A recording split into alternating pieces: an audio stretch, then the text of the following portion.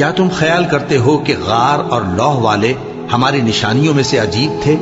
جب وہ نوجوان غار میں جا رہے تو کہنے لگے کہ اے ہمارے پروردگار، ہم پر اپنے ہاں سے رحمت نازل فرما اور ہمارے کام میں درستی کے سامان مہیا کر۔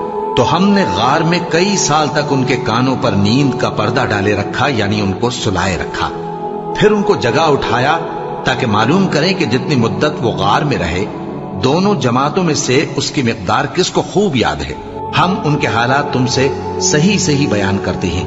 وہ کئی نوجوان تھے جو اپنے پروردگار پر ایمان لائے تھے، اور ہم نے ان کو اور زیادہ ہدایت دی تھی، اور ان کے دلوں کو مربوط یعنی مضبوط کر دیا۔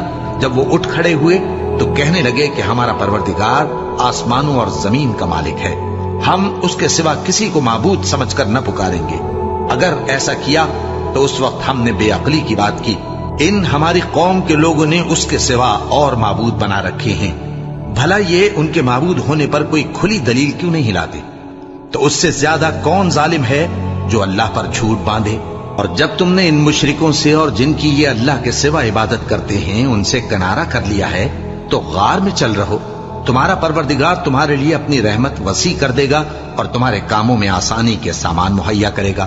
اور جب سورج نکلے تو تم دیکھو کہ دھوپ ان کے غار سے داہنی طرف سمٹ جائے، اور جب غروب ہو تو ان سے بائیں طرف کترا جائے، اور وہ اس غار کے کشادہ حصے میں تھے۔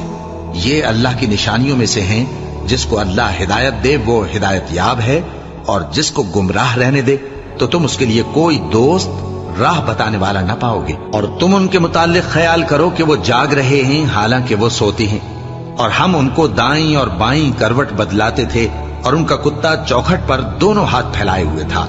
اگر تم ان کو جھانک کر دیکھتے تو پیٹ پھیر کر بھاگ جاتے اور ان سے دہشت میں آ جاتے۔ اور اسی طرح ہم نے ان کو اٹھایا تاکہ آپس میں ایک دوسرے سے دریافت کریں۔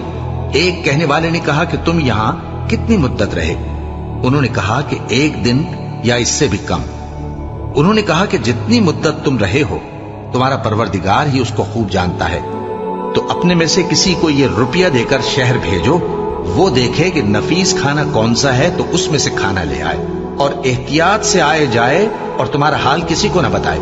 اگر وہ تم پر دسترس پا لیں گے تو تمہیں سنسار کر دیں گے یا پھر اپنے مذہب میں داخل کر لیں گے، اور اس وقت تم کبھی فلاح نہیں پاؤ گے۔ اور اسی طرح ہم نے لوگوں کو ان کے حال سے خبردار کر دیا تاکہ وہ جانے کہ اللہ کا وعدہ سچا ہے، اور یہ کہ قیامت جس کا وعدہ کیا جاتا ہے اس میں کچھ شک نہیں۔ اس وقت لوگ ان کے بارے میں باہم جھگڑنے لگے اور کہنے لگے کہ ان کے غار پر عمارت بنا دو۔ ان کا پروردگار ان کے حال سے خوب واقف ہے۔ جو لوگ ان کے معاملے میں غلبہ رکھتے تھے وہ کہنے لگے کہ ہم ان کے غار پر مسجد بنائیں گے۔ بعض لوگ اٹکل پچو کہیں گے کہ وہ 3 تھے اور چوتھا ان کا کتا تھا، اور بعض کہیں گے کہ وہ 5 تھے اور چھٹا ان کا کتا تھا، اور بعض کہیں گے کہ وہ 7 تھے اور 8واں ان کا کتا تھا۔ کہہ دو کہ میرا پروردگار ہی ان کے شمار سے خوب واقف ہے، ان کو جانتے بھی ہیں تو تھوڑے ہی لوگ جانتے ہیں۔ تو تم ان کے معاملے میں بحث نہ کرنا مگر سرسری سی بحث، اور نہ ان کے بارے میں ان میں سے کسی سے کچھ دریافت ہی کرنا، اور کسی کام کی نسبت نہ کہنا کہ میں اسے کل کر دوں گا، مگر انشاءاللہ کہہ کر، یعنی اگر اللہ چاہے تو کر دوں گا۔ اور جب اللہ کا نام لینا بھول جاؤ تو یاد آنے پر لے لو، اور کہہ دو کہ امید ہے کہ میرا پروردگار مجھے اس سے بھی زیادہ ہدایت کی باتیں بتائے۔ اور اصحاب کہف اپنے غار میں 9 پر 300 سال رہے۔